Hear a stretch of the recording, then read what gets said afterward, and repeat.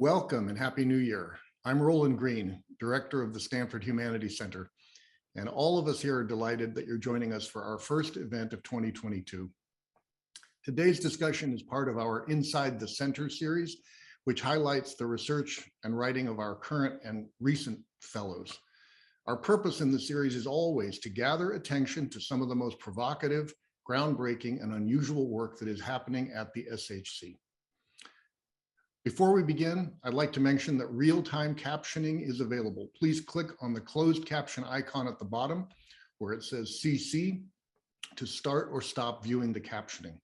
The up arrow adjacent to the CC icon permits you to show subtitles, view the full transcript, and adjust captions as needed. I assumed the role of director of the center a little over 2 years ago, and at that time, and continuing despite the pandemic, one of my priorities was and has been to reinforce our distinctive office at Stanford as a research institute with public-facing programs.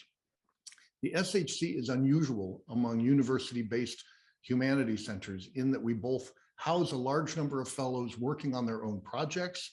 This year we have more than 50 of them working under our roof, and present events like this one that are open to everyone. These two sides of our agenda enrich each other. The fellows find their work enlivened by the visiting speakers, while the visitors encounter an audience that includes not only Stanford scholars and students, but many others who have met for the year at this intellectual crossroads.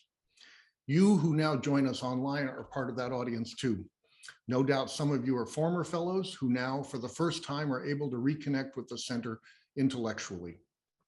A glance at the reservations shows me that a record number of former fellows are here today. And as a former fellow myself, I am so pleased to have you back. Others are Stanford alumni or simply thinking people who've discovered what we do. Over the past 2 years, we've launched several series and initiatives, of which this is one. And we intend to keep providing you with events like these that will enlarge your horizons. Before I introduce our speaker, I'd like to remind you that today's presentation is being recorded and will be available on our website in the coming days. Also, if you would like to submit a question to the speaker, please use the Q&A feature in Zoom, and we'll do our best to get to it following the lecture. Now I'd like to extend a warm welcome to Professor Kyla Schuller, who was a Humanities Center Fellow during the 2017-18 academic year. Today, she'll be discussing her new and acclaimed book, The Trouble with White Women, A Counterhistory of Feminism. It's an insightful history of the struggle between white feminism and a long, vibrant tradition of intersectional feminism that overthrows supremacist politics of all kinds. The New York Times Book Review praised The Trouble with White Women as mesmerizing, a welcome addition to the feminist canon, and the work of a gifted storyteller. The book was published last year, and as you would expect, translations are forthcoming. Professor Schuller is also the author of the monograph, The Biopolitics of Feeling, Race, Sex, and Science in the 19th Century, published in 2018. She is Associate Professor and Undergraduate Director of Women's Gender and Sexuality Studies at Rutgers University in New Brunswick. She is a recipient of fellowships from the American Council of Learned Societies, the University of California Humanities Research Institute, as well as, of course, the Stanford Humanities Center. She writes for academic and general audiences, and her work for the public has appeared in The Nation, Slate, The Rumpus, the Los Angeles Review of Books, and other venues. Kyla, thank you for joining us today. It is an honor for the SHC to welcome you back virtually. Thank you so much for having me. It's a pleasure to be here. And we've all heard that nearly 50% of white women voted for Trump twice, in 2016 and also in 2020. We've also heard that nearly 50% or over 50% of white women have voted for far-right, even white supremacist candidates in state elections in places like Alabama and Georgia. Yet, I want to suggest that those numbers of nearly 50% of white women voting for far-right candidates don't actually capture the full scale of the trouble. In the 2016 election, Ivanka Trump on the campaign trail said, "My father is a feminist." Sociologist Jesse Daniels has found that white supremacist online communities like Stormfront have regular and active conversations about feminism, where many participants testify to their feminist principles, such as belief in sex equality and even support for abortion in some cases. One of the most surprising things that I found was that in a Pew Research poll in the summer of 2020, that 42% of women today who vote Republican regularly identify as feminists. And this is what I want to suggest is the trouble. The trouble is that many of the women who are complicit with white supremacy in its current form and complicit with a contemporary form of hard right politics that is far outside what was recently a mainstream public position on white supremacy, that many of these women are not just women. They identify as feminists. And that issue has been overlooked in the larger hand-wringing over those infamous numbers of the 50% of white women voting for these candidates. So I wrote this book, The Trouble with White Women, A Counterhistory of Feminism, because I wanted to understand, how did we get here? How did we get to the point that feminism as a political position is nonetheless espoused by people on opposite sides of the political spectrum? Black Lives Matter organizers and Stormfront online posters. And what I found is that in many ways, we were always going to end up here. That there's been a version of feminism since its beginnings as an organized movement in the 1840s in the US that has long been cozy with racism, capitalism, and empire. And of course, the term for that kind of feminism that has become so popular in the last few years is white feminism. I find this term very exciting, the way that it is moved from the pages of academic journals from the 1990s. And now you're as likely to see it on Twitter or an online discussion or even on a handmade sign drawn on cardboard marched down the street in a protest. But I also wanted to understand, and this is the underlying goal of the book, to find out, what does this term actually refer to? Is there something coherent over time that we could call white feminism? And what has been organized under this rubric that is helpful for us to understand? And typically, white feminism is defined as a type of feminism that ignores people of color and poor women. It's a feminism that centers the concerns of middle-class white women, often typically straight, and marginalizes and doesn't attend to everyone else. But what I found is that typical definition doesn't go nearly far enough in helping us grasp the true trouble with white feminism. The issue is not that it's a sin of omission. The issue with white feminism is actually that it's an act of dispossession. And I'm going to drop in and out a bit of PowerPoint. I just have a limited amount of slides so as not to be a tiny little box in the middle of the screen for most of the presentation. But I did put some key information on the PowerPoint.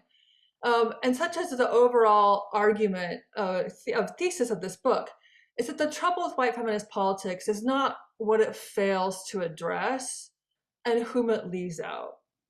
The trouble is what it does and whom it suppresses. And I found that even the typical definition of feminism often reinforces this position of white feminism. And that typical definition of feminism is the belief in equality between the sexes. And that's seemingly straightforward, even common sense, right? Of course, but the problem with equating feminism with belief in equality of the sexes, full stop, is that it then puts gender above all, and it sidelines all other forms of structural injustice. For example, what happens to systemic racism in that formulation? What happens to the wild wealth disparities of contemporary capitalism? What happens to climate collapse? Aren't these also feminist issues? But white feminism is a politics. It's not a position, it's not an identity. If one is white, of course, you are not necessarily a white feminist. Instead, a white feminist is one who believes that gender inequality is the central and potentially even singular issue of justice we're facing today, and that all other struggles toward justice take secondary positions to this central campaign of white feminism. And that at its worst, white feminism becomes a politics that's fighting to get women to the top, right? And a famous line of someone like Sheryl Sandberg, who says, we'll have true equality when women lead half our countries and half our companies, and men lead half our homes. But this framework of getting women to the top ends up leaning in to all the other inequities that have created that hierarchy in the first place. But happily, there's long been a counterhistory, a different kind of feminism that has never identified sex equality as its central and primary goal, and instead fights for justice on multiple fronts. And that feminism was, of course, named intersectional feminism by the Black feminist legal scholar Kimberly Crenshaw in 1989. But there's a much longer history of what later came to be called intersectional feminism. And that's what I also show in this book.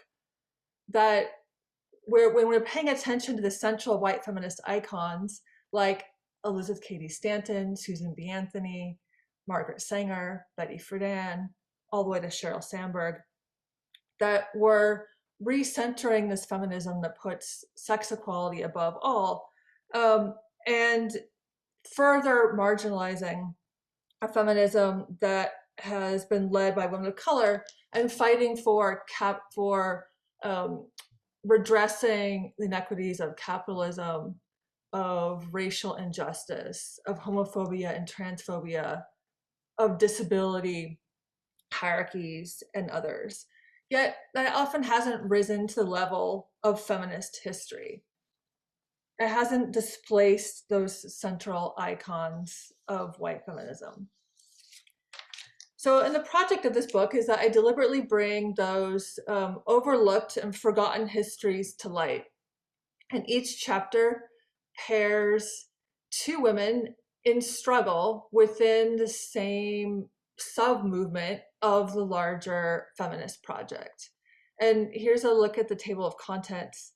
And in this way, I'm doing two things as a methodology for this project. And the first is synthesis. Many of the stories, especially of the Black feminists that I tell, such as Frances Harper, Harriet Jacobs, Paula Murray, these stories have been uncovered carefully by the work of Black feminist historians for decades and decades. Yet often their work has not been fully incorporated within what is considered the history of feminism. So I'm doing synthesis work to bring the research of these scholars into a public eye and to incorporate it into a larger re-narration of how we understand feminist history in the US. My goal here is to create something that's highly readable, readable after work even, and also teachable, something that we could bring to our undergraduate classrooms that helps translate feminist theory to a broader audience. And I'm also pushing forward. I'm thinking of intersectional feminism in the way that we now understand it, as a position articulated by Black, Indigenous, Latina, and trans feminists that undoes some of the central paradigms of the sex binary, of racial injustice, and even of the liberal humanist project that puts rationalism and reason above all. And they do this work by telling this history through these paired stories, showing how chapter by chapter, how on the ground, women were in struggle in the same movement, whether it is abolition, beginning of women's rights, the rights of Indigenous people in the midst of assimilation campaigns, birth control, civil rights, the role of trans women in lesbian feminism in the 70s, and all the way up to contemporary understandings of women's leadership. That all along, while there's been a dominant white feminist position that has often absorbed most of the oxygen in the room, that there's been a different kind of feminism the whole time pushing back. And this structure, it reveals that white feminists were not just products of their time, right? They made deliberate choices over and over again to center themselves and to reinforce whiteness on their campaign for women's rights. I'm also careful to not tell this as a story of simple heroes and villains. This isn't a project about purity politics. It's not a goal of saying, here are some white feminists who we should toss in the dustbin of history and never return to. One of the striking things about doing this research is just how captivating all of these feminist activists were. And that's partly why they were able to be so successful and gain so many followers and drive so many people to the movement in their time. So, for example, Elizabeth Cady Stanton had the skill and the renegade charm to be able to say things like, once she was giving a lecture, she was heckled a lot by a man in the front row. And at the end, he stood up and said, "My wife has given me 8 sons. How could you possibly say that her life has been less important because she hasn't been a part of the political process?" And Elizabeth Cady Stanton just stepped back and looked him up and down, head to toe, and said, "I've met few men in my life worth repeating 8 times." So this is someone of incredible acumen and publicity skill. And yet, at the same time, she is one who, when in the aftermath of Reconstruction, when Black men received the right to vote and white women did not, she turned the full scale of her rhetorical wit toward racism and made extensive speeches about using plenty of racist derogatory terms about all the inferior people who were now had more rights than the pure white wives of the nation's leading citizens. So this isn't a matter of her inability to see the larger issue of racism. It's not about a shortcoming or an ignorance or a blindness. It is about a deliberate politics that chose to lean into racism in order to fight for white women's rights.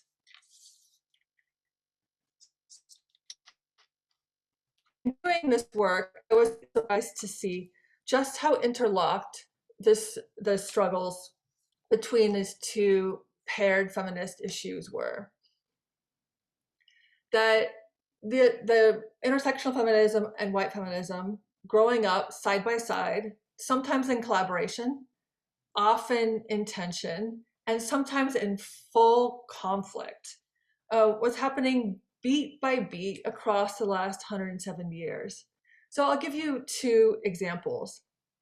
In the second chapter on Harriet Beecher Stowe and Harriet Jacobs, I talk about how Harriet Jacobs' amazing autobiography, Incidents in the Life of a Slave Girl, which is the first autobiography published by a Black woman in the United States, how it came to be.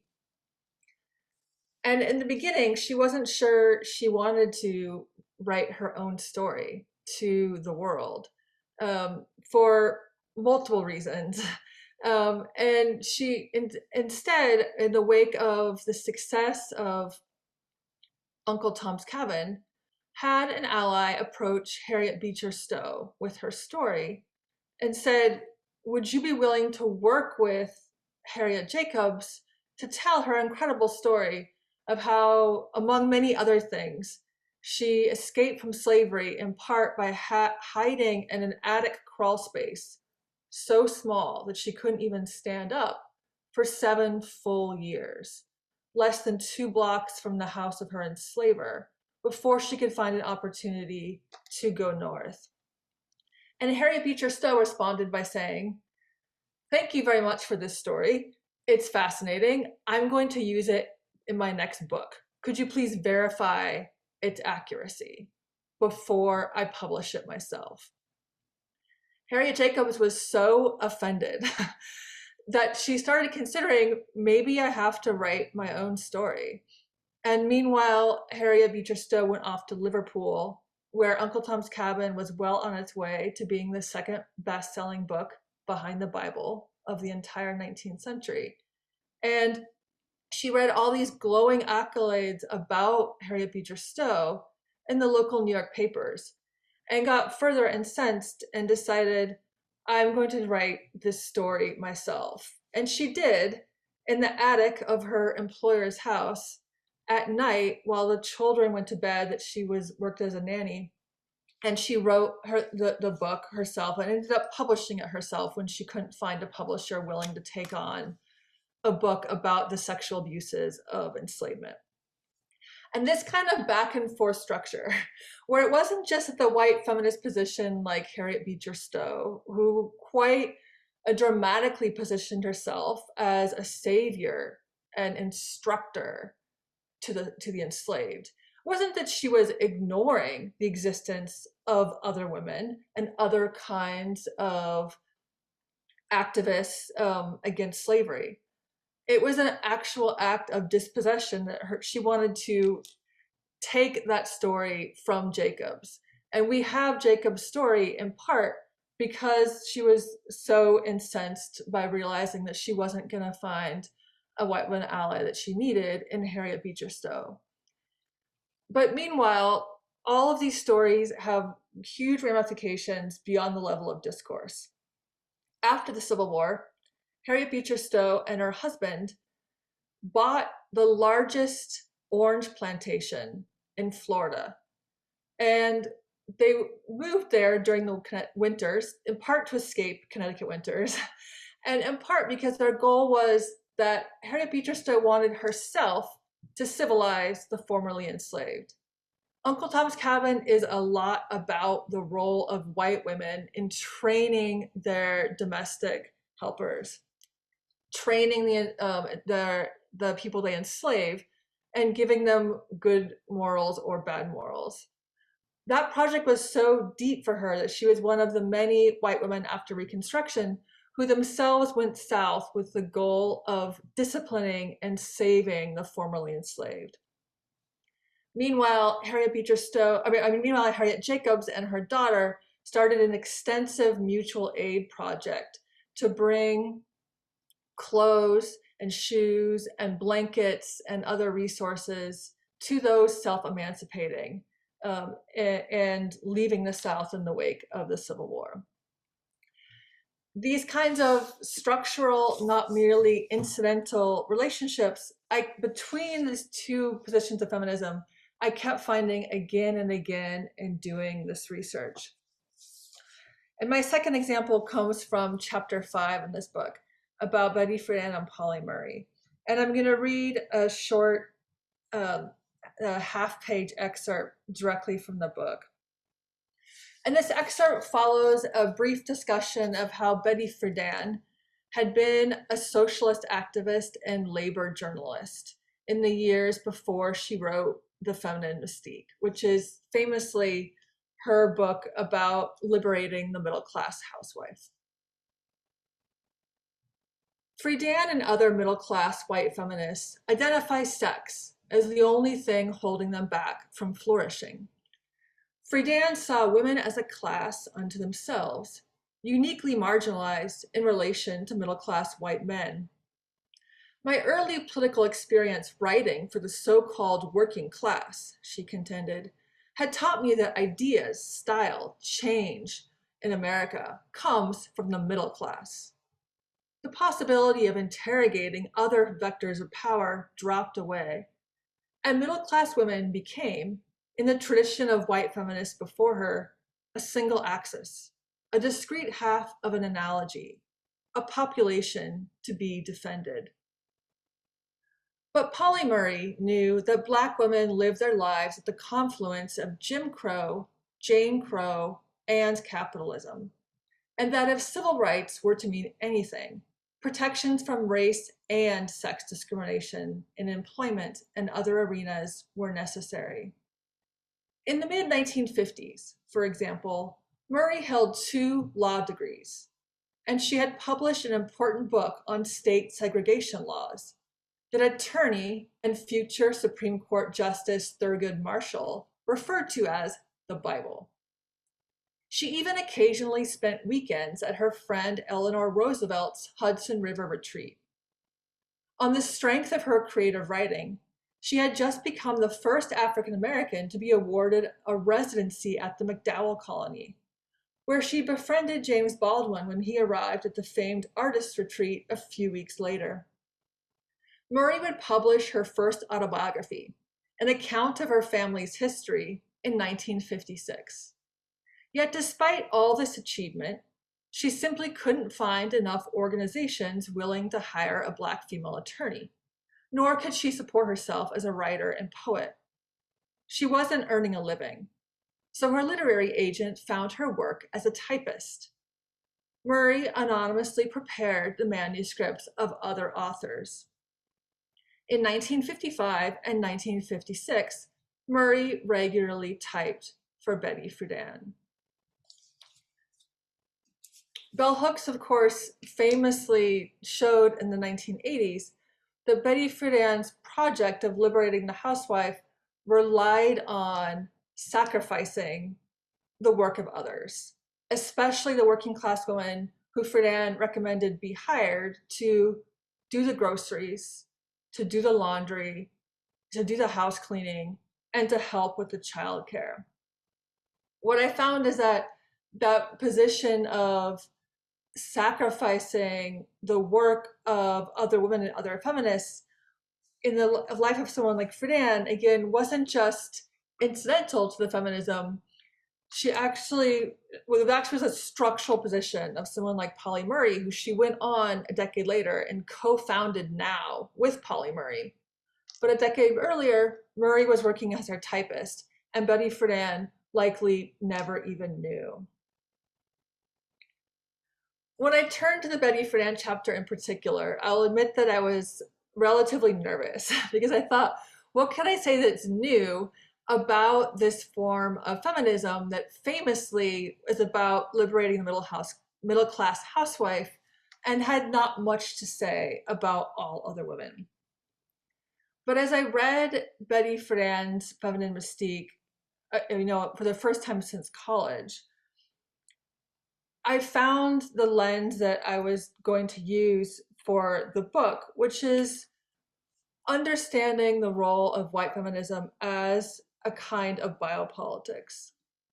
What I saw Betty Friedan doing is portraying housewives as suffering from a fatal disease, as weakening America, as being so invested in their role as mothers and so shrunken in their own identity development She argues that producing pathological. She famously says that the middle class home is a comfortable concentration camp.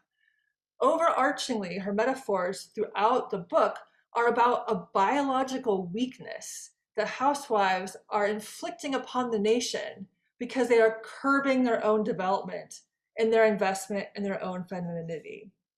And that's when I understood that white feminism as a larger project is a project of not just individualism and not just reinforcing discrete inequities such as racial and sexual injustice, but as a larger project of biopolitical inequality.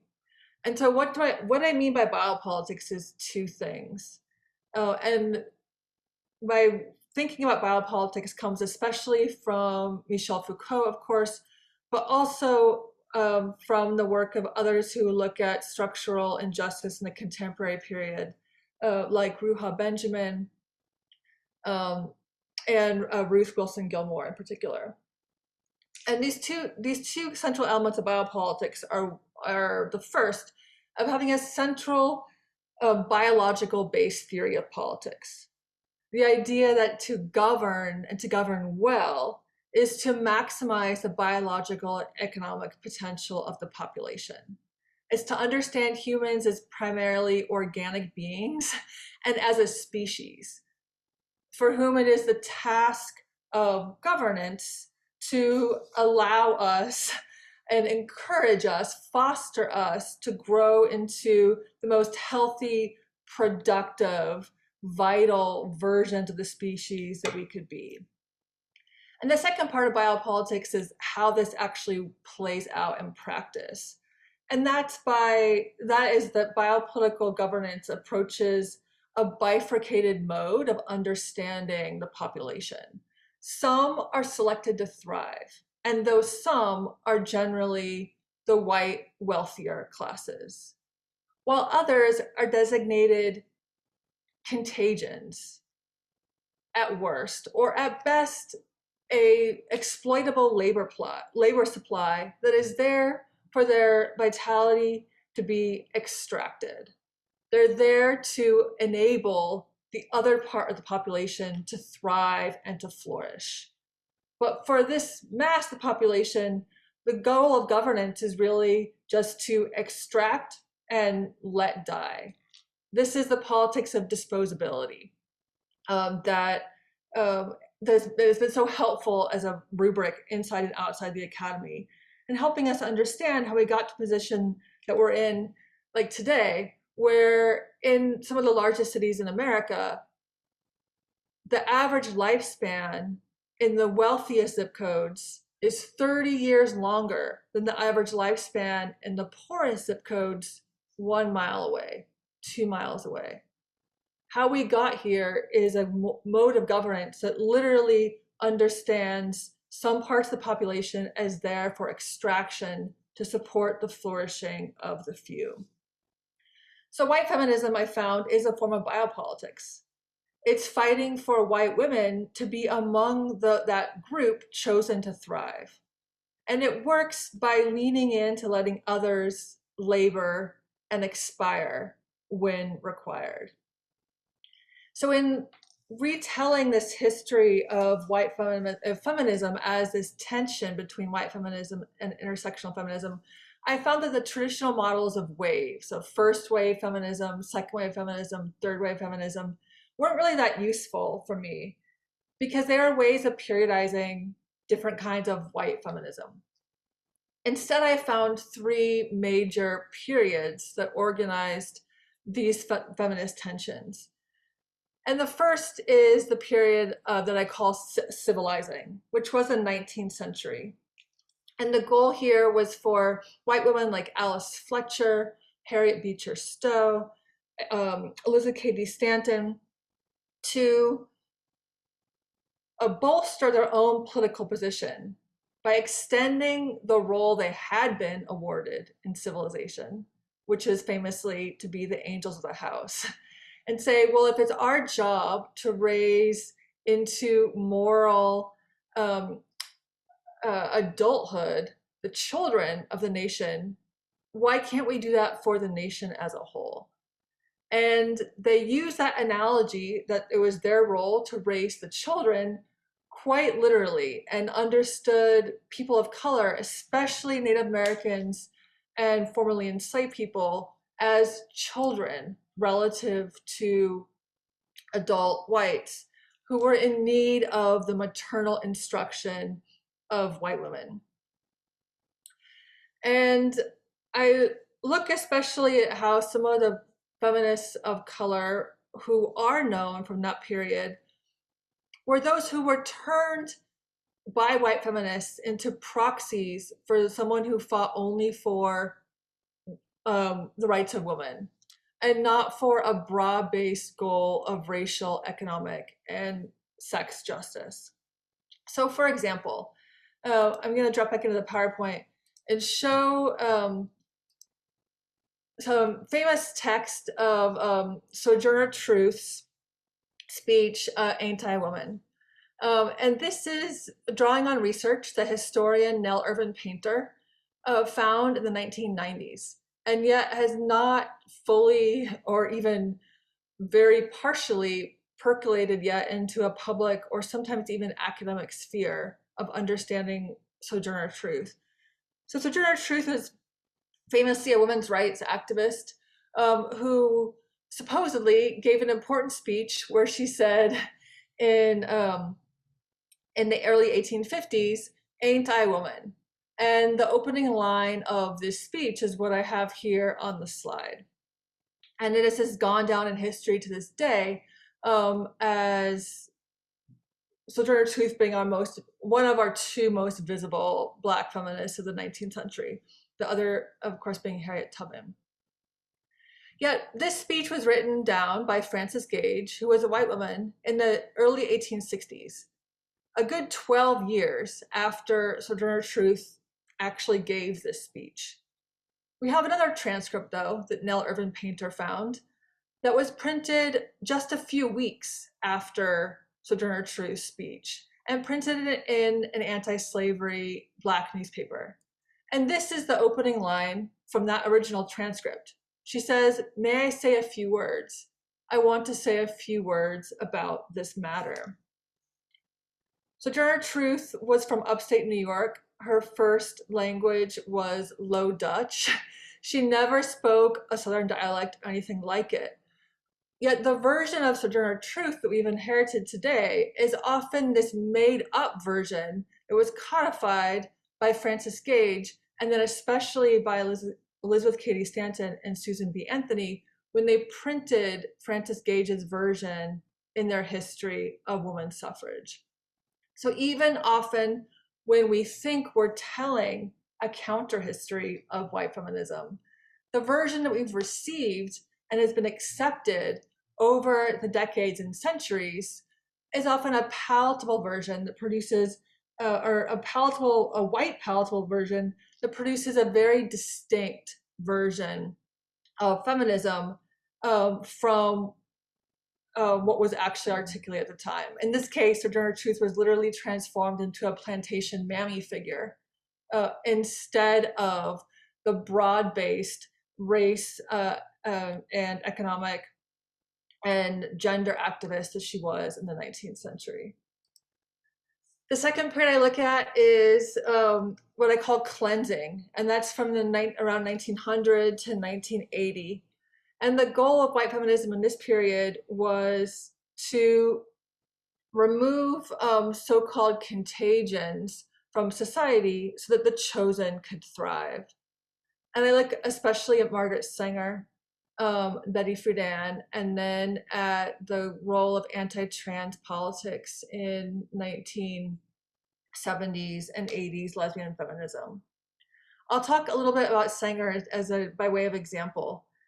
Sanger is such an important figure now because many have used her.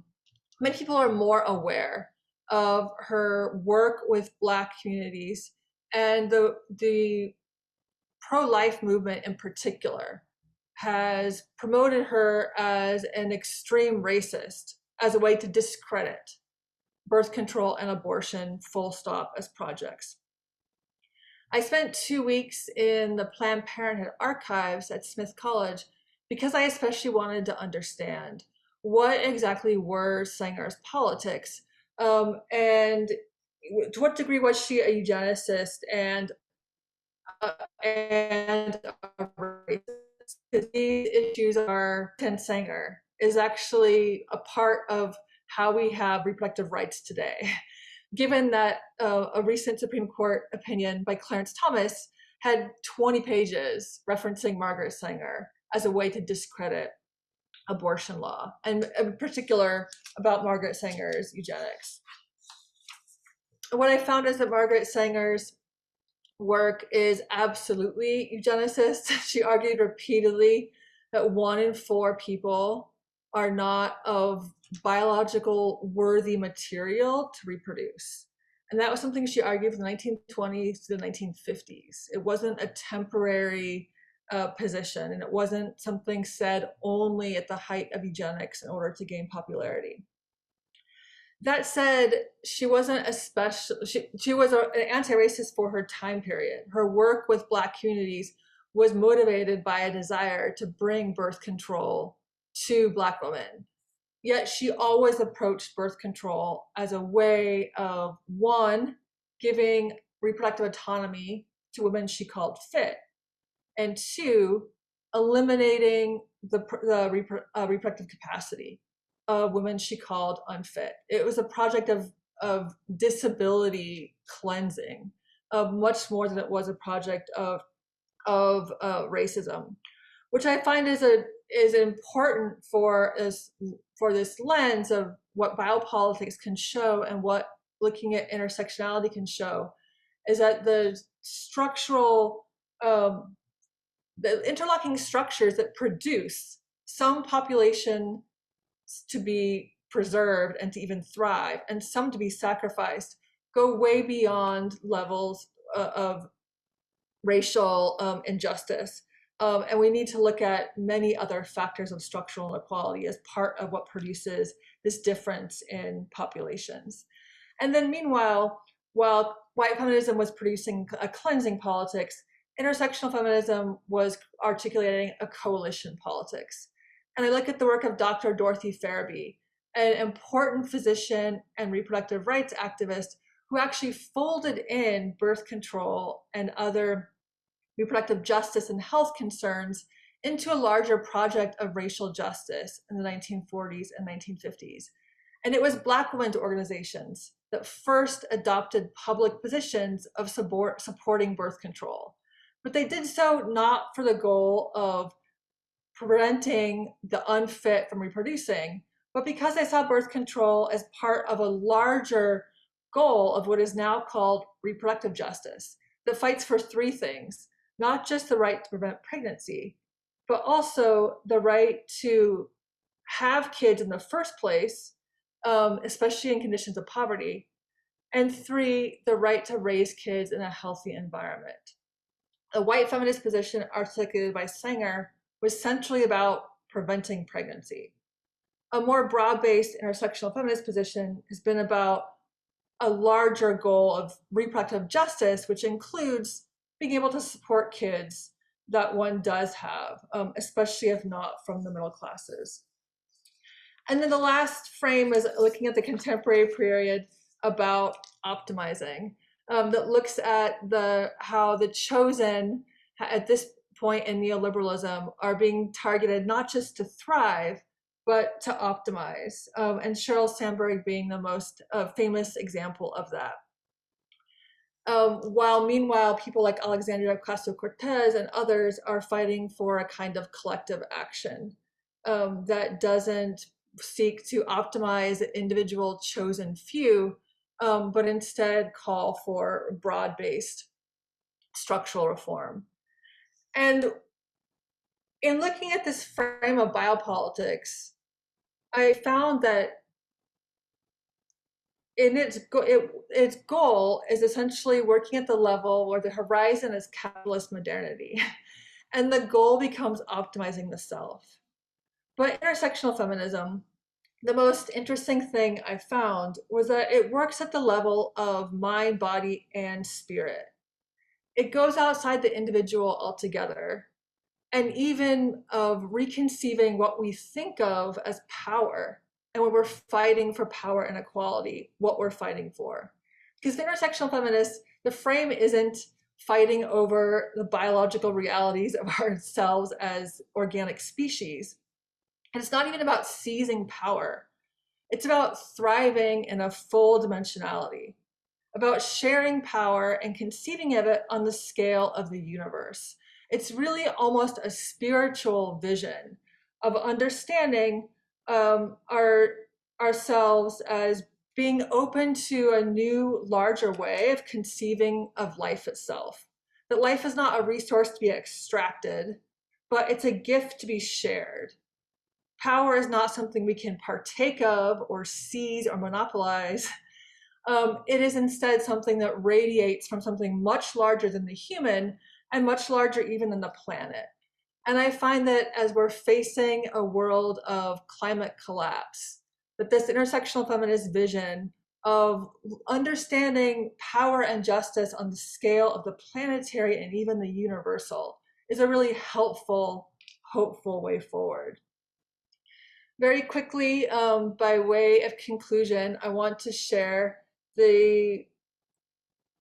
my findings about what is remarkably consistent about white feminism and intersectional feminism over time. And that is across this 170-year span that I was looking at, I found that white feminism consistently articulates a theory that sexism is the most significant force of oppression, and that the discrimination that woman faces is more similar than different.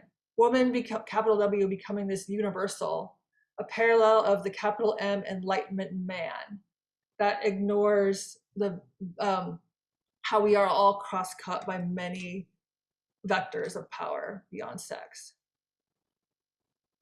And it enacts this theory by working with them through a method of extraction, extracting emotion, energy, labor power, and even spirit from people of color and the poor in order to further shore up the rights of women.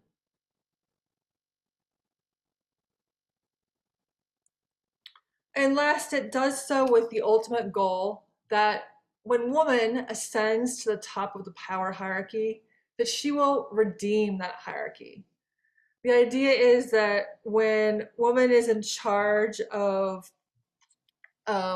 say, corporate capitalism, it'll be a gentler corporate capitalism. Kristen Gillibrand famously gave a joke a few years ago on the campaign trail where she said, if it had been Lehman Sisters, not Lehman Brothers in 2008, we wouldn't have had the financial collapse. This is that fantasy, which actually was a repeated joke she gave from somebody else. That woman will actually redeem that hierarchy once she's on top. But intersectional feminism has a quite distinct theory, method, and goal. The theory it works with is that the vantage of Black women and others who are pinned to the bottom of the hierarchy best illuminates the extent and effects of power. At core, it's not a project about identity. It's a project about analyzing power and understanding that we analyze power from the bottom, not from the top, if we really want to understand all the different interlocking pieces that make up modern social worlds. It works the method of building alliance and solidarity across social positions to dismantle structural inequality. Instead of extracting from the more marginalized, it works through building across identity and coalition, and often through linking up people in positions of a lot of power with people and insights from those who are quite marginalized to produce entirely new kinds of political formations on the public scene. And last, it works with the goal of fundamentally redistributing resources to create more equitable systems that serve the many rather than privilege the few. And I find this to be such a useful way of understanding feminism going forward. It's not about equality between the sexes. It's a broad-based platform about fundamentally recreating systems to serve the many rather than liberate and prioritize the few. So as a final thought, I'll leave you with the goal of a structural transformation that produces a thriving for all. I'm really inspired by one of the central messages of Robin Wall Kimmerer's book, Braiding Sweetgrass, where she says over and over again, mutual, right? True flourishing is not that which is produced by Biopolitics, where you get a feminist CEO by producing a wealth extraction machine, like we have in contemporary capitalism. Instead, true flourishing is about a collective vision that can actually redistribute justice and resources for all. And so what I hope to offer with this book is the idea that knowing this counter history can help give us a blueprint and tools for understanding what it means to fight for a collective future.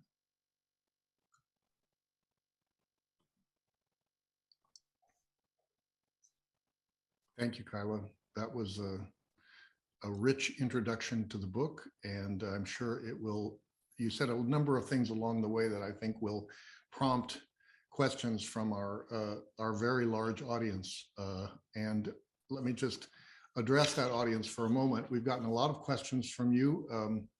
We have over 200 people in the audience right now, and you're joining us from across the US and all the way from Bangkok, Istanbul, Genoa, Brisbane, and many other places. I will do my best to get to as many questions as I can.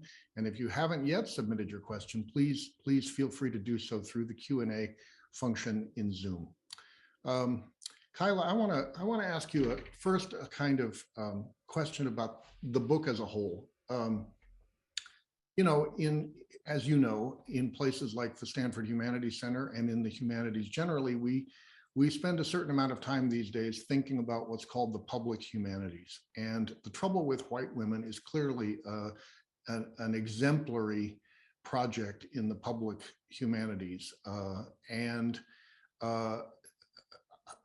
At the same time, I sense a movement in your thinking and in your practice from the first book, which came out only 4 years ago, the Biopolitics of Feeling. And I went back and I looked at your little blurb from when you were a fellow at the Humanities Center only 4 years ago, in which you describe the current book in its unrealized state. And the description of it there makes it sound considerably more conventionally academic than the way that the trouble with white women has emerged onto the scene. And I'm wondering, for the benefit of the audience, if you could take us through the evolution of your thinking about this project and how you, I assume, conceived it along the way somewhere as bridging a kind of academic project and a kind of public humanities orientation, and how you went about thinking, how you think about the concept of the public, your public in a public humanities sense, how you went about gathering an audience for this book, and how it turned out the way it did. Yeah, thank you. That book that I was hoping to write and working on starting at the Humanities Center 4 years ago, actually, I think it's going to be the next project, which is about the science and practice of the sex binary. Mhm. and the invention of gender in the 1950s. And I've been writing some academic articles about that. But what I found a few years ago, and especially in light of all the hand wringing about white women voting for Trump, is that I wanted to, one, I love to write, and two, that I had had this gift of this incredible, ongoing education for the last 20 years. And I wanted to write to larger audiences. I wanted to be able to use the research I've been doing into the history of racism and sexism to make an intervention into a public sphere. I and to make a political intervention, actually, right, of clarifying what it is we're doing in feminism, because I found so often that mainstream feminism was actually reinforcing white supremacy instead of activating against it. I will say that I had a lot to learn about what it means to write for the public Mhm. when I began first doing that in this project. And that was I realized I had this really parochial academic idea of what the public was. Like Mhm. there was part of me that thought, when we're writing for the public, it's sort of like, well, People Magazine and the New Yorker, that's all just the public, right? But of course not, right? There's many, many different versions of the public. And I was really inspired by writers like Corey Robin or even Louis Manand, who I saw at the Humanities Center when he came to speak 4 years ago, who say, like, you don't write to the public. What you do is you produce the work that you want to produce, and you translate it so that it loses its jargon and it educates people about the jargon. And then the audience just kind of comes along. The people will find you rather than like you arrive at some preordained audience.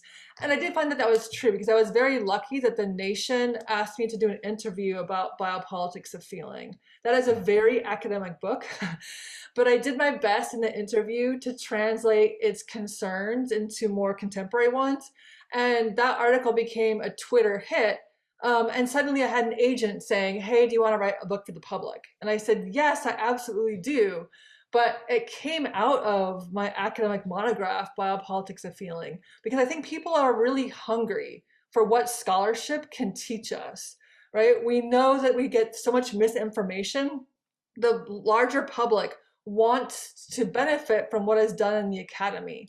And we just need to do that work to make our language more approachable and friendly to others.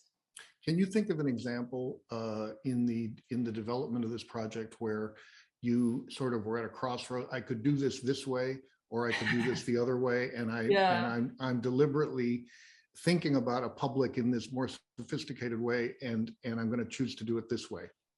Yeah, I took 4 creative nonfiction writing classes because I wanted to learn how to write narrative. I'm a comparative literature major, as you know. You know, I've known you for 20 years as director of comparative literature when I was an undergrad, and I love story, right? And so when I did the research for this project, I didn't have outlines. I had charts of Yeah, scenes yeah, because I wanted to find like where were these women actually enacting their politics in their lives in a way that takes discourse off the page and shows instead Stowe buying a plantation in Florida to yeah, civilize the workers. And even on the paragraph level, my editor taught me I don't start with a thesis statement. I start with the story. I bring the reader inside the evidence, and then at the end of the paragraph, I reflect on what it means. So, in all kinds of ways, I inverted the typical academic structure of starting with a thesis and delineating the point. And instead, I immerse the reader in the narrative, in the story, in the voice and scene and settings of these people. And it makes for much more compelling reading, and it lets the reader discover for themselves the argument that I'm making. yeah. I can see from the questions, a lot of people in the audience they really appreciate this kind of reflection on the nature of the project. Here's a follow-up question, somewhat in the same vein. What do you think are the best strategies for white feminists to discuss feminism in front of a diverse audience? And have you encountered any suspicion of academic feminism from the public, and how did you deal with it? Yeah, I think the best strategy for, it was for white women talking about white feminism or talking about white feminism, full stop. I think the best strategy, I think, is to make sure you're not just recentering a conversation about Mhm. whiteness. And that's why I always wanted this book to be not just a critique of white feminism, but showing what white feminism has displaced in order to make itself seem like the only game in town. And I also think that it's important in all these conversations to underscore that this work has been done by people like Paula Giddings, Beverly Guy Sheftall, Angela Davis, and many, many others. Audre Lorde Bell Hooks from at least the 1970s on. And that when we're doing this work, it's as much synthesis as anything. It's not new discovery because of the richness of the work of these scholars. Yeah, good. Uh, Thank you. Yep. yeah, I We'll confess finish. Go ahead.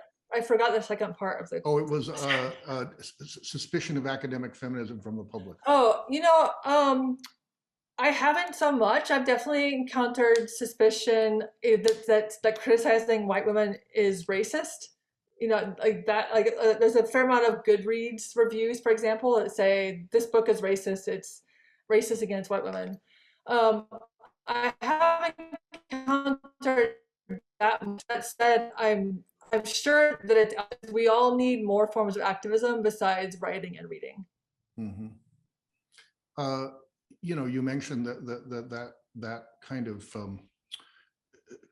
apparently critique of the book that I haven't seen it, but on in venues like Goodreads. A couple of people ask if you could reflect on uh, the term white feminism itself. What can you do? What can you not do with it?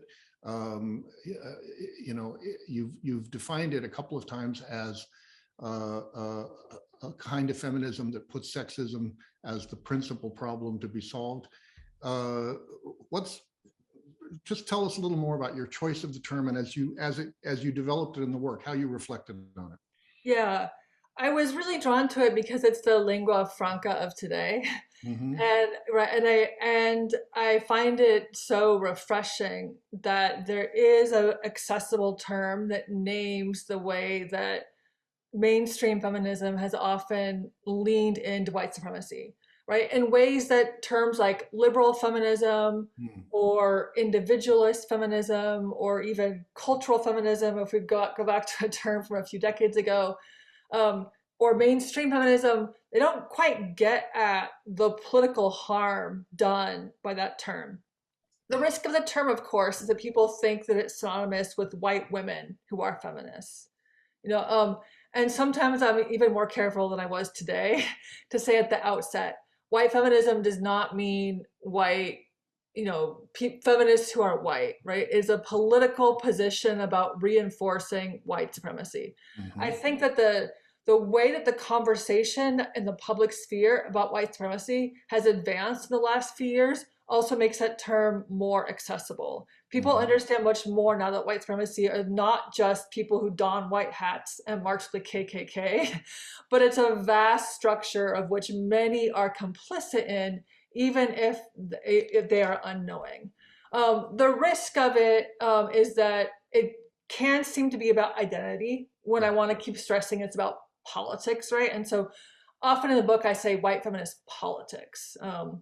Which I probably should have said today, but I did. But I often revert to the more traditional term of white feminism. And the other risk is that it doesn't necessarily point to the other structures of power that white feminism is imbricated within. But I also think that as a larger conversation today, by the work of Black Lives Matter activists to writers like Ibram Kendi, there's a much broader understanding of how white supremacy is actually part and parcel with capitalist hierarchies and climate collapse and any number of other structural injustices. Yeah, presumably more a broader understanding than when you started writing the book, I would imagine. It's So amazing, yeah, amazing in 3 years. yeah, yeah. Yeah, what Um, happens? Yep. There are a number of questions that ask you for recommendations of things to read that you encountered in the course of preparing The Trouble with White Women that you would recommend. But here's a typical one. A representative one is, can you recommend something to correct the impression of Sojourner Truth handed down by white feminists? But let me ask you that, but also expand it a little bit and say, because I know the audience wants to hear this, are there 2 or 3 things that the book builds on that you would recommend for people who are trying to go more deeply into some of the questions you're doing, the historical questions you're dealing with here? Yeah, the classic still, of course, is Angela Davis's Women, Race, and Class, a book she published in the early 80s, that is still an absolute go-to for understanding these tensions between the white supremacist and anti-racist feminism. I will confess that I was, took a quite historical method in this book. So it was really the primary sources that were leading the way for me. Yeah. And I would say, Paula Murray and the incredible work done on Paula Murray by people like Brittany Cooper. Her book, Beyond Respectability, is tremendously helpful in understanding a longer history of intersectional feminism. And also Paula Murray fighting for really understanding sexism as a caste system. And I think that even today, we're so often will understand sexism as a form of, personal marginalization, right? Or individual attack, or something that strips women of their agency and safety and power. But we often forget that it also rises to the level of a structural caste system, right? Married women couldn't have credit cards or checking accounts in their own name until the 1970s in the US. A number of the Ivy Leagues didn't go fully co-ed until the 1980s. Women couldn't enter restaurants in the financial districts of the major US cities until the late 1960s or early 1970s, unless they're accompanied by men. These are actual forms of structural injustice that the work of Paula Murray, and especially her essays, which there's not yet a Paula Murray reader out there yet that I know of. So I would really point to Brittany Cooper's book, a really helpful helping us understand when we take white feminism to be feminism, we also miss the true nature of sexism itself, which is as this structural caste inequality. And then last time I would say that there's a number of recent books on white feminism. This book ended up being published in a flurry of books about white feminism that I would all recommend, especially Ruby Hamad's White Tears, Brown Scars, which looks especially at Anglo-American empire and the role of recruiting white women and white women's tears as apologists and masks for empire, right? As well as Rafia Zakaria's Against White Feminism. It was published just 2 months before mine. And she's been a major figure, for example, on critiquing the role of white feminism in legitimating the invasion of Afghanistan, right? The famous logic of needing white women to save brown women from brown men, like Spivak named decades ago. Those books are excellent for understanding a more global frame of white feminism. Yeah. Thank you. And I know there's a lot more you could mention, but I know that the audience will appreciate having a few recommendations of where to go next. I want to ask you something about one of the last chapter of the book is where you deal with 2 present day figures, and you sort of pose them against each other, Sheryl Sandberg and Alexandria Ocasio-Cortez. Apart from those, about which you have a lot of insightful things to say in the chapter, are there other present day figures that you would point to, not necessarily scholars or theorists or academics, but people out in the world who you would, if you were going to write another chapter or if there were a sequel to this book, that you would want us to think about in the context of the argument? Yeah. Fortunately, the social media a wave of girl bossing is kind of in decline, because there are more and more who are suspicious of this kind of feminism that's about out capitalizing out capitalizing capitalism. That said, I've been learning more about how even as the girl boss is falling out of favor, the boss mom is rising in favor on social media in particular. And this fantasy of being, the superwoman mother who can do it all. And I do think that that kind of optimizing strain and force of white feminism is one of its most pernicious elements, because it's not just about a campaign for individual rights, right, that liberal humanism and liberal feminism names, which is harmful enough. But it really is this full, biopolitical capitalist fantasy, that to be among those who are chosen to thrive is this duty to make the absolute most of who you are at every moment. And there are a lot of social media cultures that glorify this kind of fantasy of perfection, and that do the work also of tokenizing women of color, especially activists like Stacey Abrams, and kind of imprisoning them in the role of a goddess. It becomes another form of dehumanizing. It's another kind of turning a multidimensional person like a Sojourner Truth into a caricature useful for white women. In the 19th century, that was turning Sojourner Truth into Plantation Mammy. In the 21st century, it's saying Stacey Abrams is a goddess, and don't worry, she's taking care of voting right inequality, so you can keep on doing what you're doing, and you will look like an intersectional feminist if you're calling a Black woman a goddess. So those ongoing traps, um, I think, where white feminism, oh, if we just stop ignoring women of color, then we won't be white feminism anymore. But the problem with white feminism, as I've said, repeatedly, is not that it's ignoring, it's dispossessing. And the kind of activism that names and counteracts that dispossession are folks like Black Lives Matter, right? Who have this incredible organizing rally of like, we all count, we all matter, right? We're not here to be disposable and sacrificed and exploited so that others can thrive. So I find, the Black, queer, women-led leadership of places like Black Lives Matter especially exemplary of what intersectional feminism can mean for us now. I also want to point, in the former question, there was a question about the book I mentioned about Sojourner Truth. It's Nell Irvin Painter, and it's her biography of Sojourner Truth. There also is a really helpful website that I have taught and I recommend for classroom use called the Sojourner Truth Project. And it lays out the two different texts of the speech side by side.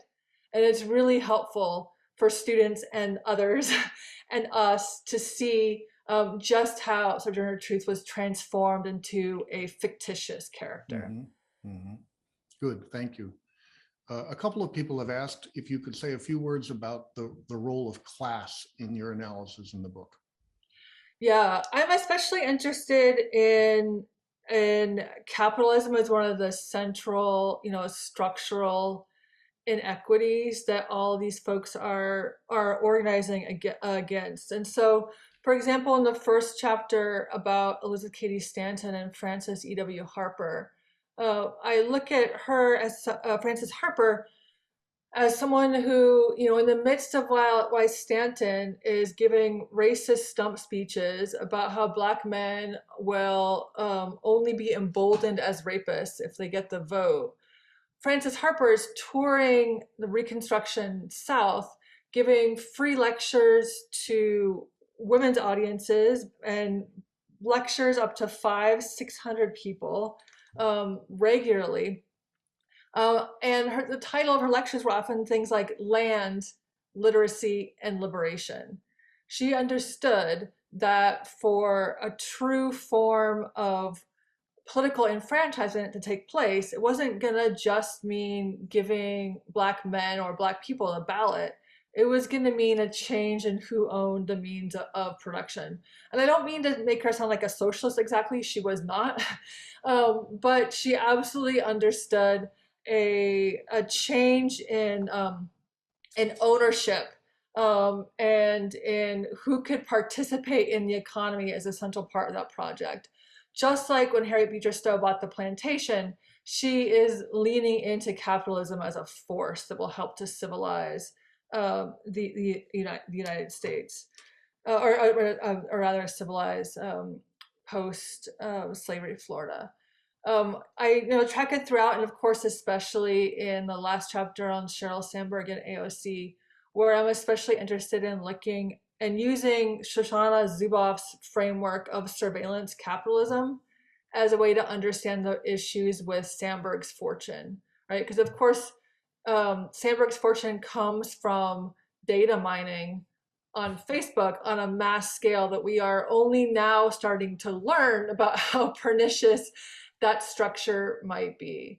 So the issue, yes, feminists or women employees at Facebook headquarters are getting paid well, but Zuboff would say we are all actually commodities of Facebook by the mere act of our existence. Mm-hmm. And so to really look at a structure of capitalism and class means we have to look across the entire means of production, where we are generating revenue for big data every time we walk into a store at this point.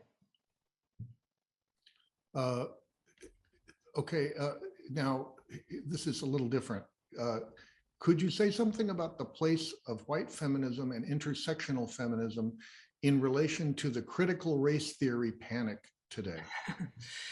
Yeah, some people have asked, is this book, would you call this book critical race theory? And honestly, I sometimes have two different answers. One, the like strict academic in me says no, right? Because critical race theory, as I understand it, is a legal discipline. It started by people like Derek Bell and Kimberly Crenshaw, right, in the early 1990s. And I am not a legal scholar. But I don't know that that's the most helpful answer, because literally, I'm often drawn to literalism, but it's not necessarily the best way to go. Because at this point, critical race theory has come to mean a structural analysis of racism as a productive force in American society. And I've seen many of us put critical race theory on our CVs when we're not actually legal scholars. So academics are also guilty of the spread of this term. And if what people mean by critical race theory is an understanding of race as an active structural formation, and something that's not just, and that the biggest product of racism is the idea of race itself, then yes, this is part of critical race theory. This is part of a framework that understands the primary work of racism is not in, it's not repressive, it's actually in producing the very structures we live in society. And feminism has certainly been one of those structures, shaped from the ground by the logics and practices of white supremacy and its pushback. How does your research and your perspective speak to the challenge of contextualizing imperfect heroes? This is a question from the audience. Do we throw out these icons, or can we figure out how to better draw on imperfect histories? Yeah, thank you for that question. That this is something that I thought about a lot as I was writing, because one, I am certainly interested, as I said, in being able to use this research to help with political dilemmas we're facing today.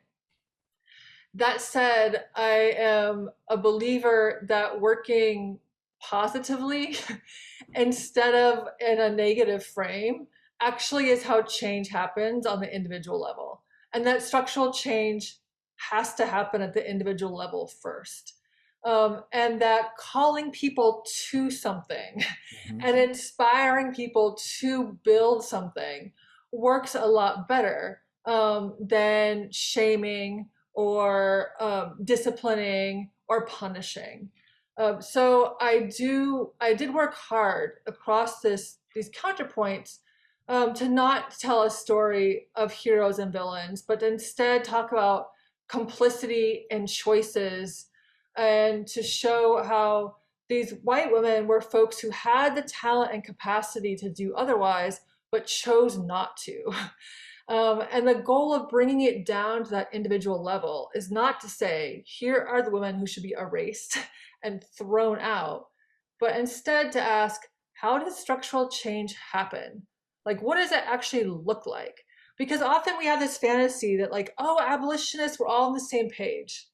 Why are contemporary politics so messy? Why Right, can't we be like Frederick Douglass's day, where right, everyone knew exactly what to do?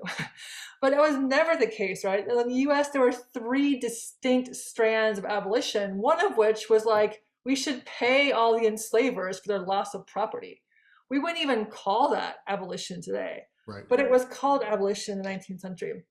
So I want to bring it down to that messy level so we get an idea of how structural change happens, but also there is an implicit argument for a kind of respect and understanding.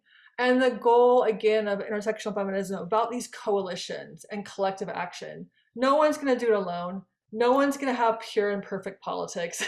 No one should ever be expected to. But when we work together, we can collectively work toward our strengths. That's the like ideal anyway. Yeah, that's lovely. Thank you. Uh, we're approaching the end of the event, but I think I have time to ask you a couple more questions. If anybody in the audience wants to get one in under the wire, now is a good time. Let me ask you this. A couple of people want to know something. What is the global context around this book? How do you connect it to larger movements outside the US, and where do we look to learn more about that? Yeah.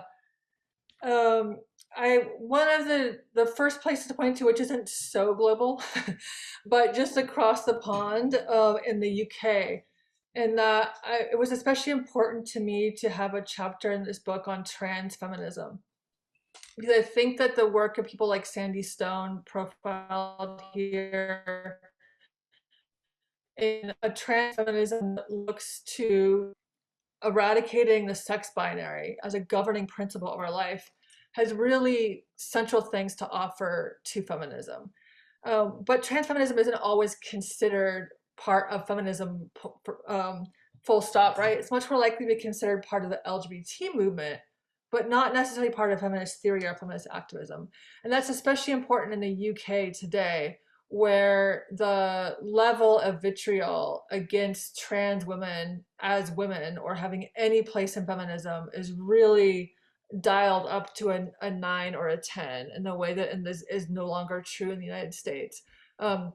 So this book makes the argument that anti-trans feminism is white feminism, and I don't really have time to explain that now, but I promised that the chapter if you're interested in looking into that aspect of the argument. The ongoing work of empire is often legitimated by um, by saving women, outside the United States. And again, I would point to Ruby Hamad, Zakaria, and Against White Feminism as really important recent books on that project. And then last, a global context of climate collapse. Increasingly we're going to be understanding climate refugees as a central political category in on a global scale. And what Naomi Klein and others are calling, climate fascism or climate barbarism, that is taking that logic of biopolitics that only these are chosen to thrive and using it to solidify borders and saying, no, if you're not from this nation, then you are due to extraction, and Mhm. it doesn't matter if your island is getting swallowed by the sea. And I think that that intersectional vision that goes beyond even the human and works toward a collective care politics, right? And again, not a politics of individual liberation or access to equal structures, but a coalitional and collective practice of interdependence and care. That's the only way we're going to get through our next few centuries. Yeah, yeah. Thank you. This will be the last question, and I think I'm just going to read it verbatim because I couldn't paraphrase it. Quote, so incredible and wonderful, but I despair the project of reorganizing structural capitalism. So many vicious gatekeepers, protectors, investors to convince. What's your thought about the viability or time frame of this? Of Of reorganizing the structural larger capitalism. project that this book points toward of addressing these structural conditions. I think the realist in me thinks that we're going to continue to see this highly bifurcated world that the ever more polarization we've seen in the last 10 years, that even in the last year, a place where many leading, even capitalists like Bill Gates are saying the greatest thing we're facing is the delegitimization of the US government. I think we're going to continue to see these um, polar movements where one world is moving ever closer to fascism Mm-hmm. and another world is moving toward mutual aid, toward interdependence, toward creating like collective structures of care and of racial justice that are trying to undo the work of capitalism, right? And look at something as awful as the lockdowns and coronavirus, and but how many people suddenly discovered pods, right? And small scale modes of living. Mm-hmm. I think that we are going to have, not just two feminisms, but two countries, two planets. And that's not a hope, it's not a prescription, it's a fear as much as anything. Mm-hmm. But I think that the usual practice of like starting local, thinking global applies. With an understanding that the basic norms and realities we have taken for granted as people who belong in a country with strong institutions, those are starting to slip. And that is both terror and opportunity. Mm-hmm. Yeah. Well, and I hope there's another book from you by then that analyzes that process as it goes along.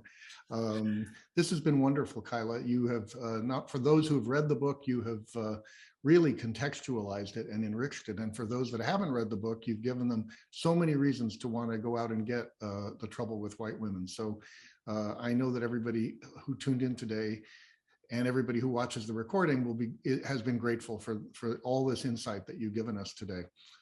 So thank you. And thank you to the audience for the great questions.